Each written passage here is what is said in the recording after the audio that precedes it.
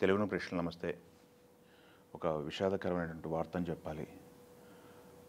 తెలుగు చలనచిత్ర పరిశ్రమలో విలన్‌గా, కమెడియన్‌గా, ఒక క్యారెక్టర్ ఆర్టిస్ట్‌గా తనదైనటువంటి ముద్ర వేసినటువంటి కోటా శ్రీనివాసరావు గారు ఈరోజు తెల్లవారుజామున 4 గంటలకి మరణించడం జరిగింది.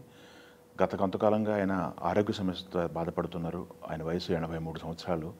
ఈరోజు తెల్లవారుజామున 4:30 ఇంట్లోనే మరణించడం జరిగింది. కుటుంబ సభ్యులు తెలియజేశారు.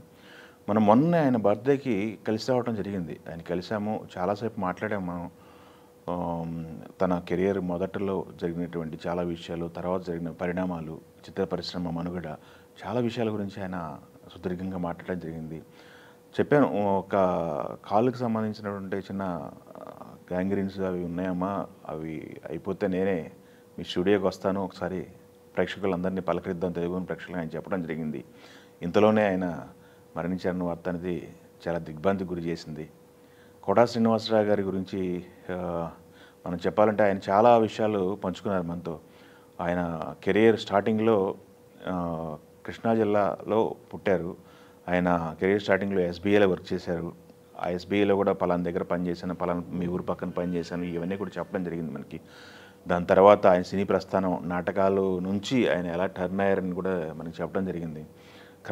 నిర్మాత క్రాంతికుమార్ గారు ప్రాణం ఖరీదు అనే నాటిక వేస్తున్న సందర్భంలో ఆ నాటికను చూసి సినిమా తీద్దామని చెప్పేసి ప్రాణం ఖరీదు అనే పేరుతోనే సినిమా చేయడం జరిగింది. ఆ సినిమాలోనే ఆ నాటకంలో పనిచేసినటువంటి చాలామంది ఆర్టిస్టులకి వేషాలు ఇవ్వడం జరిగింది. అదే ప్రాణం ఖరీదు చిరంజీవి గారి మొదటి సినిమా. ఈ మొదటి సినిమాలోనే చిరంజీవి గారి మొదటి సినిమాలోనే కోటా శ్రీనివాసరావు కూడా మొదట నటించడం జరిగింది. కాకపోతే చిన్న పాత్ర. దాని తర్వాత ఇంకొక నాటిక రవీంద్ర భారతిలో ప్రదర్శన జరుగుతున్న సమయంలో టి కృష్ణ గారు చూడటం, దాని తర్వాత ఆయనకి టి కృష్ణ గారు అవకాశం ఇవ్వటం, టి కృష్ణ గారి సినిమాలో ఇంకోటి ప్రతిఘటన సినిమాలో మంచి వేషం పట్టడం, అది బాగా గుర్తింపు తేవటం. దాని తర్వాత కెరీర్ తిరిగి చూసుకునే పని లేకుండా అయిపోయింది కోటా శ్రీనివాసరావు గారికి.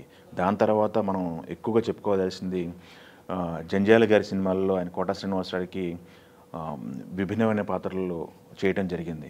ఒక పిస్నారి క్యారెక్టర్ చేసిన, లేకపోతే ఒక క్రూరమైన విలన్గా చేసిన, మంచి కమెడియన్గా చేసిన ఆయనకే చెల్లింది అని చెప్పాలి. కోటా శ్రీనివాసరావు గారు మాండలికాలు మనం చూసాము.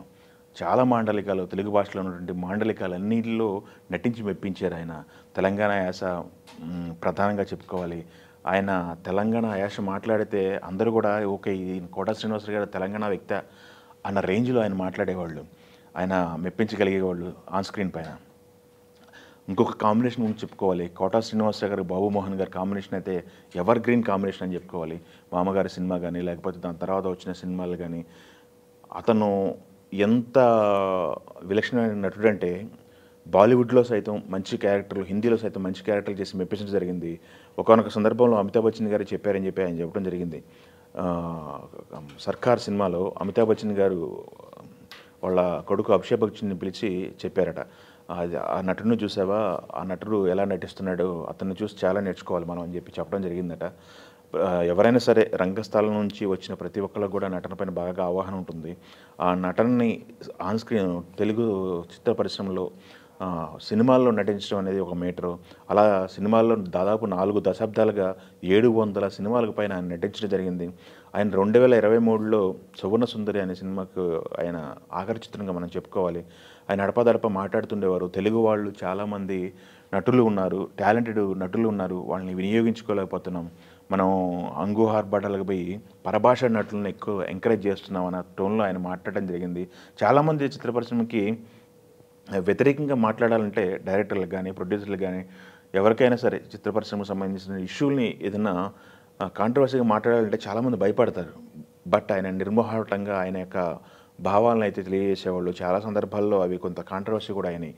బట్ ఇలాంటి నటుడిని కోల్పోవడం అనేది చిత్ర పరిశ్రమలో చాలా లోటు అని చెప్పుకోవాలి. చాలామందిని గత కొంతకాలంగా చూసాము, చాలామంది కమెడియన్స్ని కోల్పోతూ వచ్చాము.